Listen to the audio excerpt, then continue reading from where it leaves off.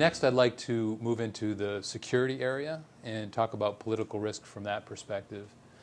And I'm reminded of, I think it was Governor Dukakis back in Massachusetts when he was teaching at the Kennedy School of Government, and he would give advice to new executives. And I'm thinking here in terms of the Obama administration in its early days. And Governor Dukakis used to say, well, pick something that you know you can do early on and do it. Like ride a tank, as a matter of good governance. And so I understand that the Obama administration will early on close Guantanamo, or at least take the steps to closing Guantanamo. And again, from a political risk perspective and from a security perspective, is that a risk? The closing of Guantanamo and all that entails. Well, how much you can be transparent with the American population about exactly what's entailed is going to be problematic for the Obama administration. I mean, you clearly have a lot of folks that have had their rights fundamentally stripped away in ways that are going to be difficult and ugly for the United States to reconcile with sort of what it is as a nation and democracy. At the same time, you've got folks that you can't let free. Right. You're unwilling to let free, and because they represent a danger and a threat. So how do you square that circle? You've got a legacy problem, and the Obama administration clearly wants to deal with it. They clearly want to close these guys down, but is this the right time? The first 6 months of his administration, where he has to clearly focus 100% of his effort on dealing with the American economy, there are a lot of very serious priorities that are very important that frankly are going to get pushed a little bit down the list because of the nature of the crisis that the U.S. is presently facing. We could go, a lot of them are national security related. Iran, for example, I mean, Israel-Palestine, the climate change issue.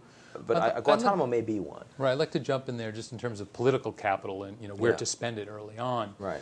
What about Israel-Palestine? Obviously, it's getting a lot of publicity and the images and the pressure and so on. What sort of advice would you give just in terms of the expenditure of political capital on that issue, and also just in terms of how aggressive to be in diplomacy in that area, or is it better to think just in terms of containment of that problem? Well, I mean, the reality, of course, for a very long time is no matter who's been making an effort at expending political capital there, containment is all you've gotten, Right. And often not that. And I think that containment would probably be a good outcome for the Obama administration if they can actually keep it there. I mean, you keep in mind, we've been through this invasion of Israel into Gaza to fight this all-out war against Hamas. And Right. Obama, of course, was asked, at the time president-elect, what his view was on what the Bush administration was doing. And his response was, well, there's only one president at a time. Right. Now, I don't recall then President-elect Obama saying that when he was asked about the automotive bailout, which implies what we already know. The guy's very politically savvy, and he's not going to get involved in something where there is literally no upside for him. Right. Of course, how long he'll be able to do that on a place like Israel-Palestine is going to be limited. So he's going to get sucked in one way or the other. Right. I will say the smartest thing he's done so far as an appointment was Gates as Secretary of Defense, because that allows him to paint the entire war on terror as a legacy issue. Right. Same people dealing with it now that were dealing with in the Bush administration. Speaking of legacy issue, we have Iraq. Yeah. And I noticed that Iraq was fairly far down your list. I believe it was number 5. Number 5. Right. Which for Iraq isn't bad. And so I think, are a lot of people, though, presuming that the United States will be able to extract itself from Iraq, with I don't want to say ease, but with relative smooth sailing, and is that a good presumption to have? I don't think they're presuming that. I think they're actually presuming that because of this extraordinary outpouring of bipartisan support for General David Petraeus, that the Obama administration is going to be able to keep a sufficient number of troops in Iraq longer. Right. And so as a consequence, it doesn't fall apart. I mean, the way I'd put it is that, even Senator Harry Reid has now decided that he is a Petraeus fan. And given what he was saying about Iraq a year ago, that's an astonishing volte-face.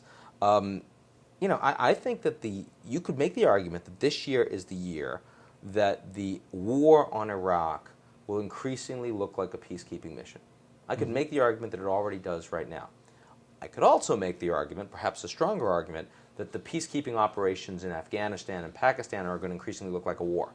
and I don't know what you do with that, because that's going to look worse at the end of '09. But Iraq is actually, for right now, certainly from a security perspective, and to an extent from a governance perspective, is on this hard but hopeful, to quote Petraeus, path.